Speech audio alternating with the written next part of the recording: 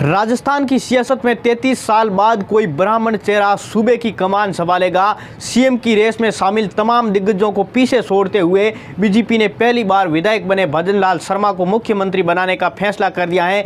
ये जाने कि कौन से वो कारण रहे जिसके पास भजनलाल शर्मा है जो सब पर भारी पड़ गए, दिग्गजों पर भारी पड़ गए। राजस्थान विधानसभा चुनाव के नतीजे आने के 9 दिन बाद बीजेपी के सरकार की संगठन की तस्वीर है जो वो साफ हो गई है। मंगलवार को विधायक दल की बैठक में पहली बार विधानसभा का चुनाव जीत कर आए भजनलाल शर्मा को सर्वसम्मति से मुख्यमंत्री बना लिया गया। आपको बता दें कि बीजेपी ने दिया कुमारी और प्रेमचंद बैरवा को डिप्टी सीएम की कुर्सी सौंप सूबे में सियासी बैलेंस बनाने की कोशिश कर दी। बीजेपी ने इस बार पीएम नरेंद्र मोदी के चेहरे पर चुनाव लड़ा गया था और ऐसे में जीत के साथ ही रेस में कई दिग्गज नेताओं के नाम चर्चा में चल रहे थे, लेकिन भजनलाल शर्मा आखिर बाजी उनके हाथ लगी है।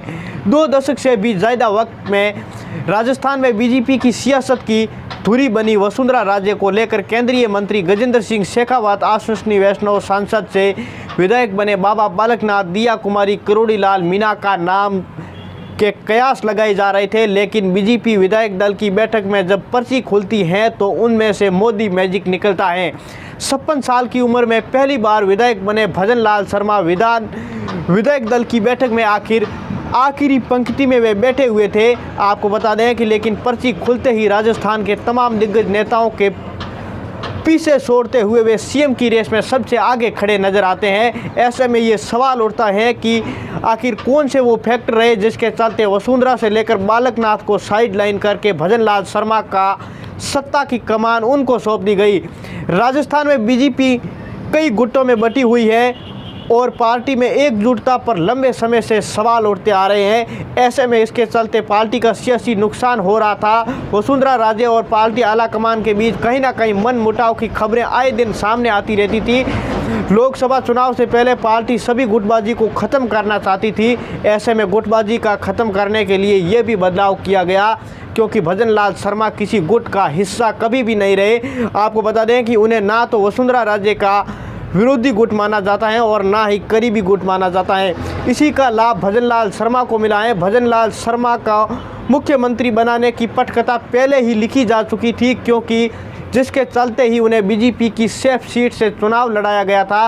बीजेपी ने भजनलाल शर्मा को इस बार जयपुर की सांगानेर सीट से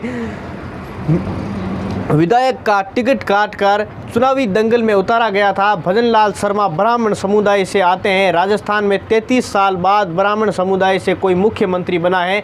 बीजेपी ने छत्तीसगढ़ और आदिवासी मध्य प्रदेश में भी ओबीसी समुदाय से सीएम बनाने का फैसला कर लिया, जिसके चलते ही राजस्थान में मुख्यमंत्री की कुर्सी किसी सवर्ण समुदाय को मिलनी तय थी। आपको बता दें कि राजस्थान में लंबे समय से ब्राह्मण मुख्यमंत्री बनने की मांग उठ रही थी और चुनाव से पहले पंचायत हुई थी कि बीजेपी में भजनलाल शर्मा को सत्ता की कमान सौंपकर ब्राह्मण समाज को साध ने और संदेश दिया है। आपको बता दें कि राजस्थान में करीब 7% आबादी स्वर्ण समाज की है। ऐसे में इस समुदाय को राज्य का सीएम बनाकर बीजेपी इस समाज के वोट बैंक को साधने का पुरजोर कोशिश कर रही है। इसके साथ ही बीजेपी ने राजपूत समाज के आने वाली दिया कुमारी और दलित समाज के समुदाय के नेता प्रेमचंद बैरवा को डिप्टी सीएम की कुर्सी सौंपी है।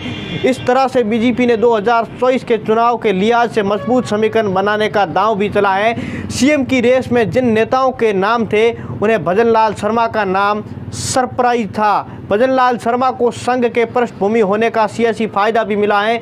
भजनलाल शर्मा बीजेपी नेताओं के साथ साथ राष्ट्रीय स्वयं संघ के भी करीबी माने जाते हैं। उनके पार्टी और संघ दोनों के अच्छे संबंध होने का बड़ा फायदा मिला है। बीजेपी की वैचारिक संरक्षण राष्ट्रीय स्वयं संघ की छात्र शाखा अखिल भारतीय विद्यार्थी परिषद से जुड़े रहे और संघ के साथ लंबे समय तक काम भी किया। मध्य प्रदेश मोहन यादव और छत्तीसगढ़ में वैष्णोदेव साय भी संघ के करीबी रहे हैं। ऐसे में राजस्थान में भी वही ट्रेंड दिखा। सीएम चेहरा चुनने का संघ का भी फैक्टर प्रभावी दिखा। भजनलाल शर्मा को राजस्थान बीजेपी संगठन में सबसे लंबे समय से अपने ही वो सेवा दे रहे थे। एबीवीपी से वे सियासी का उन्होंने सफ़र किया। और भजन लाल शर्मा राजस्थान प्रदेश संगठन में 3 बार से महामंत्री के रूप में भी काम कर रहे हैं। आपको बता दें कि इस तरह से उनका अपना सियासी कद है, लेकिन राजस्थान में बीजेपी जब भी बड़ा नेता आता है तो कार्यक्रम संचालन का जिम्मा शर्मा संभालते थे, जिसके चलते पार्टी के दिग्गज नेताओं की नज़र थी। वे पैराशूट से कूदकर बीजेपी में आने वाले नेता नहीं। इस तरह से संगठन से जुड़े होने का इनाम भी भजन लाल शर्मा को मिला। बीजेपी आला कमान 2024 के आम चुनाव से पहले राज्य में अपना एक ऐसे सिपाही को बैठती देख रही है जिसका खास हो, और भजन लाल शर्मा इस प्रोफाइल में फिट बैठते हैं। बीजेपी संगठन में जमीन से जुड़े नेता को सीएम बनाकर पार्टी के दूसरे नेताओं और कार्यकर्ताओं को सियासी संदेश देने की कोशिश कर रही है कि पार्टी के लिए काम करने का इनाम मिलता है। बीजेपी में यही काम मध्य प्रदेश और मोहन यादव छत्तीसगढ़ में और वैष्णोदेव साय सीएम बनकर दिया है। इस तरह से तीनों ये नेता संगठन से और संघ से जुड़े रहे। बीजेपी ने छत्तीसगढ़ और मध्य प्रदेश में पुराने चेहरों को हटाकर मुख्यमंत्री की कुर्सी पर नए चेहरों को बैठाया। छत्तीसगढ़ में 3 बार के सीएम रहे रमन सिंह की जगह वैष्णोदेव साय को सीएम चुना, तो मध्य प्रदेश में शिवराज सिंह चौहान की जगह मोहन यादव को मुख्यमंत्री बनाने का फैसला किया। इससे ये तय हो गया था कि राजस्थान में वसुंधरा राजे सिंधिया को भी हटाया जा सकता है, कमान किसी और को मिलेगी। राजे सीएम की रेस में पीछे छूट गई, क्योंकि उन्हें सीएम बनाया जाता तो फिर दूसरा गुट विरोध में उतर जाता। इसके अलावा भी शीर्ष नेतृत्व के साथ ही उनके रिश्ते बहुत बेहतर नहीं रहे हैं। आपको बता दें कि विधानसभा चुनाव नतीजे से साथ ही महंत बालकनाथ को सीएम के दावेदार माना जा रहा था, लेकिन मध्य प्रदेश में मोहन यादव को नाम की घोषणा होते होते वो रेस से बाहर हो गए।